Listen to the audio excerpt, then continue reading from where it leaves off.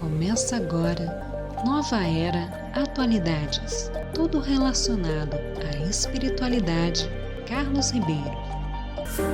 Obrigado, Bianca Santos, novamente. Aqui estamos na Nova Era Atualidades. O assunto do episódio de hoje: dinheiro mal ganho, dinheiro mal gasto. Há um provérbio que encerra uma grande verdade: dinheiro mal ganho, dinheiro mal gasto. Vou interpretá-lo espiritualmente.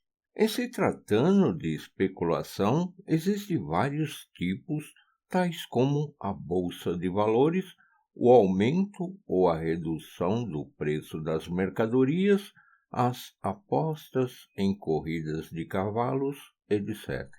De todos eles, o mais representativo é a bolsa de valores, e por essa razão vou me deter em sua análise. Na época em que eu não seguia nenhuma religião, lancei mão desse tipo de aplicação financeira. Durante alguns anos, vendi e comprei ações, mas acabei tendo um grande prejuízo. Naturalmente, esse também foi um dos motivos que me levaram a entrar para a vida religiosa, e os conhecimentos que adquiri sobre o lado espiritual da questão me mostraram que jamais se deve fazer tal tipo de aplicação. Gostaria, portanto, que as pessoas interessadas na Bolsa de Valores não deixassem de ler este artigo. É costume dizer que na Bolsa de Valores 100 pessoas perdem para uma lucrar. E é exatamente assim. Não existe, entretanto, uma só pessoa que, tendo se tornado rica da noite para o dia, consiga conservar a fortuna por muito tempo. Além disso, quem tem grandes ganhos é quem mais perde. Quanto mais a pessoa lucra, um precipício ainda maior estará à sua espera. Espiritualmente, a explicação é a seguinte: as pessoas que perdem na Bolsa de Valores, na sua maioria, sentem-se decepcionadas, inconformadas, querendo recuperar o dinheiro de qualquer jeito. Assim é o sentimento humano. Consequentemente, o ressentimento converge para quem lhes tirou o dinheiro. Uma vez que não se sabe quem é essa pessoa, nem onde ela reside, esse sentimento acaba sendo direcionado evidentemente para a Bolsa de Valores e se acumula nas notas de dinheiro. Analisando espiritualmente, no dinheiro utilizado nas operações da Bolsa de Valores, projetam-se as imagens do ressentimento de milhares de pessoas.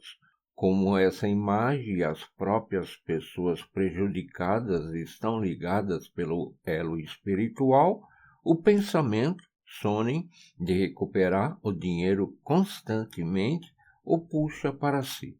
Por essa razão, esse dinheiro nunca permanece por muito tempo nos cofres de quem o ganhou.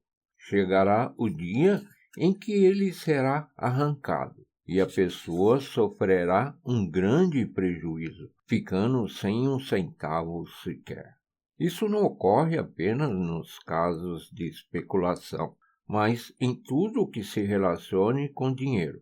Ou seja, quando as riquezas são obtidas de forma ilícita, quando não se gratifica a quem de direito ou propositalmente concede-se um valor menor, ou quando não se paga uma dívida, etc.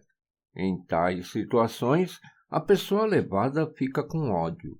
Dessa forma, como já disse, quem causa prejuízo a alguém não conseguirá impedir que o dinheiro escape. Outro fato que se precisa saber é que, desde os tempos antigos, muitas construções religiosas ficaram reduzidas a cinzas em consequência de incêndios.